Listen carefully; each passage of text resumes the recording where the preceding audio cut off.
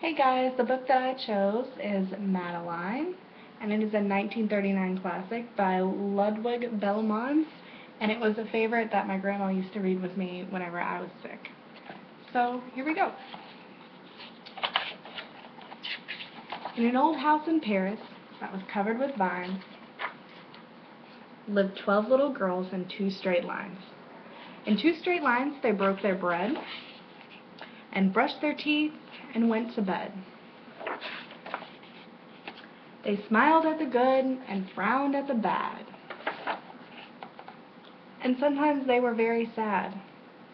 They left the house at 9:30 in 2 straight lines, in rain or in shine. The smallest one was called Madeline. She was not afraid of mice, and she loved winter, snow, and ice. To the tiger in the zoo, Madeline just said pooh-pooh. And nobody knew so well how to frighten Miss Clavel. In the middle of the night, Miss Clavel turned on her light and said, "Something is not right." Little Madeline sat in bed and cried, her eyes were red. And soon after Dr. Cone came, he rushed out to the phone. And he dialed Dan Tone 10-6. "Nurse," he said, "it's an appendix." Everybody had to cry, not a single eye was dry. Madeline was in his arms and in a blanket safe and warm. In a car with a red light they drove out into the night. Madeline woke up 2 hours later in a room with flowers. Madeline soon ate and drank, and on her bed there was a crank. And a crack on the ceiling had the habit of sometimes looking like a rabbit. Outside were birds, trees, and skies, so 10 days passed quickly by. One nice morning, Miss Clavel said, "Isn't this a fine day to visit Madeline?"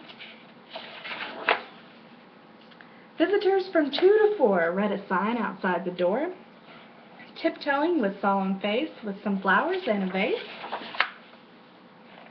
In they walked, and then they said, "Ah," when they saw the toys and candy and the dollhouse from Papa.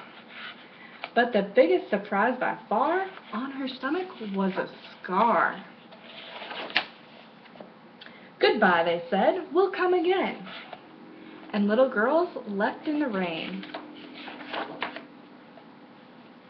They went home and broke their bread, brushed their teeth, and went to bed. In the middle of one night, Miss Clavel turned on the light and said, "Something is not right." And afraid of disaster, Miss Clavel ran fast and faster. And she said, "Please, children, do tell me what is troubling you." And all the little girls cried, "Boo-hoo! We want our appendix removed too." "Good night, little girls. Thank the Lord you are well, and now go to sleep," said Miss Clavel. And she turned out the light and closed the door, and that's all there is. There isn't any more.